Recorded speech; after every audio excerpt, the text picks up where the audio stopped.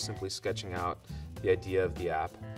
Prototype, alpha, beta, soft launch 1, soft launch 2.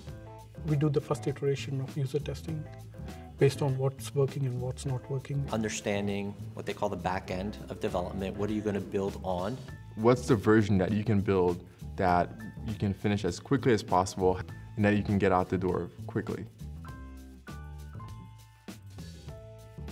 Make the first 10 seconds of the user experience the most engaging and the best experience for the user. Something that your users can figure out in 30 seconds or less. Great app design is not how good the design of the app is.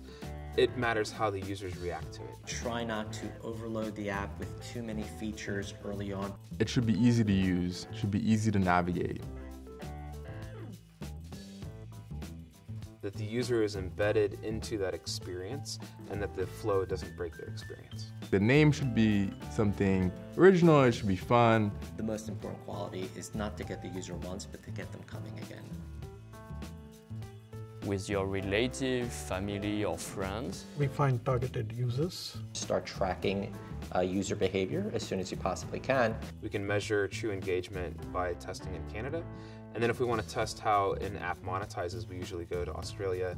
Those users behave very similarly in spending patterns to the US. Until you see how users in a testable market are reacting, you won't know how to iterate on the design. There are too many features that we want to add. How to build it on multiple platforms without having to duplicate the code. Remembering to build in scalability into the back end. Oftentimes you're not prepared for the influx of millions of users. I think the biggest challenge is to stay focused.